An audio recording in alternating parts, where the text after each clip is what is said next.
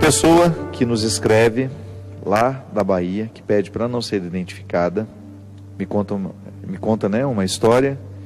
Ela é casada há 7 anos e há 5 meses atrás, ou seja, em janeiro deste ano, ela descobriu que o marido a traía com uma outra mulher. E que inclusive já tem um filho e 9 meses. Ela também tem 2 filhos com ele e sempre foi uma boa esposa, trabalha, cuida muito dele. Só que por causa dessa traição, ela se sente desorientada, sem saber se deve continuar casada. Ela deseja lutar pelo casamento, mas não sabe por onde começar. É possível Deus tocar o coração do meu marido para que ele volte a me respeitar como esposa? Ele é caminhoneiro, temos 34 anos de idade e a pessoa com quem ele está se relacionando tem 20 anos e mora em Pernambuco. Eu continuo morando na Bahia. Estou muito magoada com essa situação e temo não ser feliz mais nessa vida. O que eu posso fazer, padre? Bem, toda vez que nós temos que nós passamos por um processo de traição, o primeiro passo é, de alguma maneira, tentar encontrar, né, alguma coisa dentro de nós que nos dê motivo para querer perdoar. É interessante, gente, porque às vezes os relacionamentos são tão desgastados, já são tão mal construídos, se casam de qualquer jeito, né, se encontram de qualquer jeito, se relacionam de qualquer jeito. O casamento acaba sendo uma solução, ou até mesmo um processo natural de um namoro, que não teve muita reflexão, que não teve muito conhecimento, que a pessoa, no momento em que ela vê essa dificuldade, ela acaba nem encontrando muito motivo para a reconstrução da relação. Então o primeiro passo é aí, é você identificar se esse relacionamento com esse marido deixou em você motivos para um recomeço. Esse motivo nós chamamos de amor. Eu não tenho dúvida de que toda pessoa que ama de verdade, tem a possibilidade, num determinado momento, trair o amor que ama. Eu acho que definitivamente, eu não sou adepto dessa visão do amor romântico, do felizes para sempre, que quem ama não trai, que quem ama pode acontecer. Acho que a fraqueza humana, ela está no coração, às vezes, e a gente precisa identificar que às vezes você tem infidelidade matrimonial que nem envolveu o sentimento, por razões que desconhecemos, porque são muitas, né? Isso é uma gama de possibilidades muito grande nos dias de hoje. Às vezes houve apenas um envolvimento sexual. A pessoa teve um envolvimento sexual com uma outra, já se arrependeu até mesmo no momento em que estava tendo, porque viu que era vazio. E ali, uma infidelidade física que não teve envolvimento afetivo. É ruim, vai fazer sofrer quem foi traído, vai, e não faz sofrer só quem foi traído não, viu? A pessoa, quando é honesta, quando ela tem caráter, ela também fica machucada por causa da traição. Você que está me escutando agora, que já experimentou ser traidor, sabe que também é doído trair. Sobretudo se você é de índole, se você tem caráter, a pessoa de bem, ela fica mal com a traição que realizou. Agora, ela é problemática? Qual é o caminho que você vai encontrar para reconstruir isso? Entre 2 pessoas. Eu acho que o amor é o pilar, é o primeiro elemento que a gente precisa resgatar para poder reconstruir o relacionamento. Porque eu acredito na possibilidade da reconstrução de um relacionamento, mesmo depois da traição.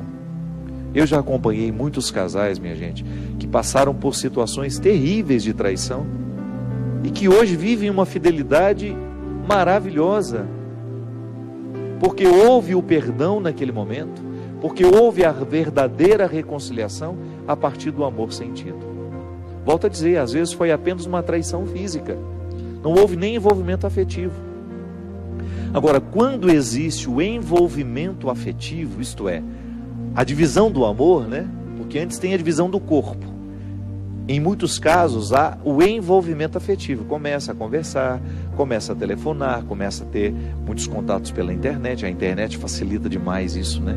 Porque ela acaba criando uma aura de ilusão em torno da pessoa. Aí é mais difícil, é mais complicado, porque você tem um envolvimento afetivo. E eu acredito, minha gente, que todo casal que enfrenta essa dificuldade precisa buscar os recursos para poder tentar recuperar essa relação. Sobretudo se tem filhos, né? Eu acho tão nobre na vida de um casal, sobretudo se existe amor de verdade. Você não, gente, vamos nos perdoar e vamos recomeçar por causa do amor que nós temos um pelo outro e por causa do amor que nós temos pelos nossos filhos.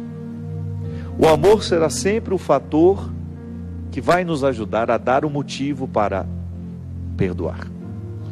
Agora, perdoar, é aqui que entra a grande questão. Não significa você permitir que o outro fique errando a vida inteira ao seu lado. Não é isso, não. Porque eu acho que tem que ter tudo bem, houve um erro, houve uma queda, houve duas, houve três, não sei. Vamos sentar, vamos começar e vamos conversar e vamos fazer um compromisso de fidelidade. É até interessante, né? Uma vez eu acompanhei um casal de amigos que viveu uma infidelidade. E aquilo foi altamente destruidor para os dois, porque os dois ficaram muito machucados. A que foi traída e o traidor. E eu conhecia um pouco da história deles, e eu sabia que existia amor ali. Que o que aconteceu foi um acidente de percurso. Eu falei para eles, né? Vocês têm Deus na vida de vocês, isso já é importante demais.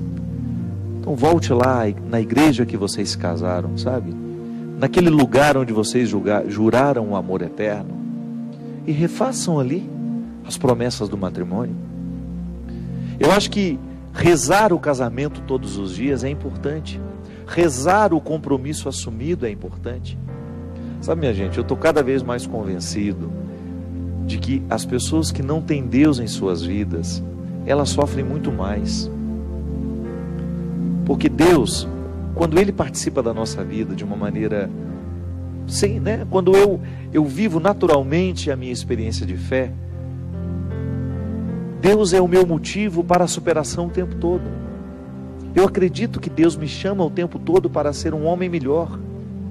O casal acredita que Deus o chama o tempo todo para ser um casal melhor, para ser um melhor marido, para ser uma melhor esposa, para ser um melhor pai, uma melhor mãe. É o elemento da fé. É a fé fazendo efeito em nós. Então volte lá na igreja em que vocês se casaram e refaçam os compromissos nupciais. Você em casa, você pode fazer isso todos os dias antes de dormir, né? Fazer disso até um ato romântico. Rezar de maneira romântica, né? É você voltar a prometer à sua esposa diante de Deus que você quer ser fiel a ela, que você quer respeitá-la, que você quer amá-la. A esposa a mesma coisa. À medida que tem filho, traga o filho de vez em quando para essa oração, para rezar com vocês, para ele perceber que vocês estão comprometidos em fazer um lar ser mais feliz. Às vezes, minha gente, uma atitude como essa modifica até o comportamento do filho. Trazer Deus para o centro da nossa casa, trazer Deus para o centro da nossa vida, sem Ele é muito mais difícil, sabe? E é interessante como na correria do nosso dia a dia, nós podemos nos esquecer dessa fidelidade, nós podemos nos esquecer de renovar o nosso compromisso, a gente nivelar por baixo a nossa casa, né? Ou nivelar por baixo o nosso relacionamento. É tão triste quando você percebe que as pessoas estão niveladas por baixo, que a família está vivendo de qualquer jeito. Então, minha filha, viver essa reconciliação é possível? É. Mas sem Deus, ela vai ser muito mais difícil, porque é Deus que vai lhe dar essa coragem de amar o seu marido no momento da fraqueza dele, e a mesma coisa para o marido. É Deus quem vai dar a ele a capacidade de reconhecer o erro e reassumir com você um compromisso de fidelidade. Porque fidelidade não é uma realidade que se vive apenas de um lado. Não é só o marido que vai ser fiel. A fidelidade pede a resposta. Então a esposa precisa estar comprometida com essa fidelidade. É mútuo. O compromisso, ele é mútuo. Ele une, ele entrelaça. E aí, essa fidelidade vale para tudo que nós vamos fazer na vida. Se eu não for fiel à minha vida de padre, àquilo que eu prometi, diante de Deus e diante do bispo Dom Taveira que me ordenou, diante da comunidade que presenciou a minha ordenação, se eu não renovo todos os dias o meu compromisso de fidelidade com aquilo que é o meu sacerdócio, eu corro o risco de me desprender, de esquecer o compromisso assumido e de me nivelar por baixo. Agora, só que quando eu me nivelo por baixo, quando eu já não acredito mais na possibilidade de fazer um esforço para ser melhor padre, ou quando eu já não acredito mais naquilo que eu prometi, quando eu negligencio o tempo todo as promessas assumidas, eu estou criando uma infelicidade interior. Volto a dizer, a traição fere antes de qualquer coisa, é o traidor. E se não fere agora, mais cedo ou mais tarde, você vai sentir a consequência, como se fosse um castigo, né? Deus não castiga ninguém, não. Eu não tenho dúvida disso. Eu acredito piamente na misericórdia de Deus. Eu acho que Deus é incapaz de ter qualquer gesto de punição com quem quer que seja, por pior que seja a pessoa. O que vai acontecer é que as nossas escolhas, muitas vezes, por serem equivocadas e erradas, elas acabam gerando uma espécie de castigo que nos vem naturalmente ao coração e que a gente vai amargar mais cedo ou mais tarde. Porque a traição gera consequências, né? Muito triste você, por exemplo, ver o seu filho se perdendo na vida. Às vezes ele se envolveu com drogas aos 16 anos, 17, mas a separação foi lá quando ele tinha 5. Qual que é a culpa? Eu não gosto de falar de culpa. Qual é a responsabilidade que um pai que saiu de casa, por exemplo, que abandonou a mulher com os filhos, tem sobre aquele filho que 10 anos depois da sua retirada de casa, ter caído nas drogas? Não sei. Pode ser que se o pai estivesse lá dentro, o filho teria caído nas drogas do mesmo jeito? Não sei.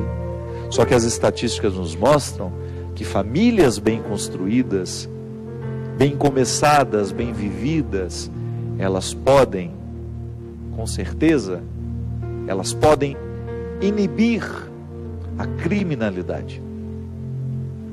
Se você vai lá na raiz do crime, se você vai lá por exemplo, como é que chama o lugar onde o povo fica? A Cracolândia.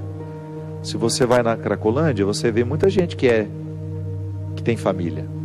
Mas boa parte daquelas pessoas que estão ali, totalmente deterioradas pelo vício, são vítimas de lares destruídos pelo álcool, pela infidelidade, pela violência. O ser humano não é uma receita mágica. Faz assim, assim, assado, mistura esses elementos que vai dar isso. Não.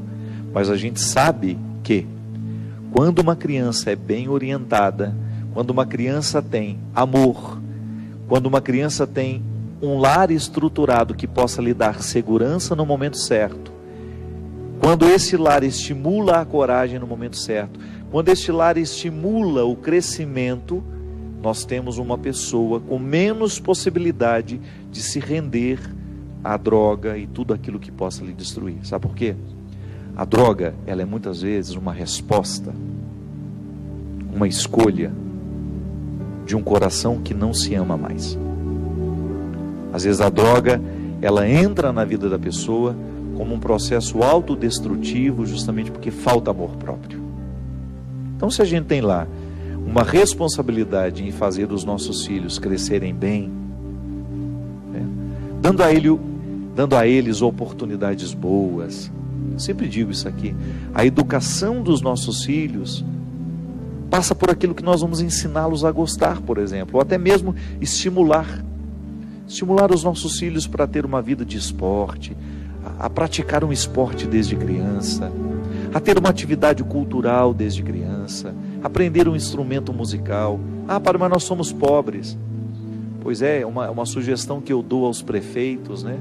Às administrações públicas, àqueles que têm o poder de decidir o que vão fazer com o nosso dinheiro que nós pagamos impostos, vão começar a proporcionar criar lugares, fundações, e muita gente tem essas iniciativas para dar às nossas crianças uma oportunidade de aprender um ofício, de aprender uma arte, para quem sabe inibir a entrada da droga,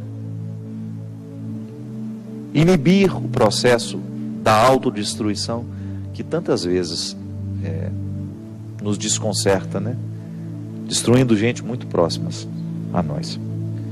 Zelar pelo casamento, gente, pela estrutura do lar, é uma urgência nos nossos dias. Não podemos negligenciar os nossos papéis de pais e mães na vida dos nossos filhos. E esse papel, pais e mães, está de alguma maneira ligado ao nosso papel esposo e esposa. Então, por isso, que antes de você se entregar às suas fraquezas, pense 1, 2, 3, 4 vezes na felicidade da sua família. Amor é isso, viu? É a gente ser capaz de fazer sacrifício por alguém que nos é especial.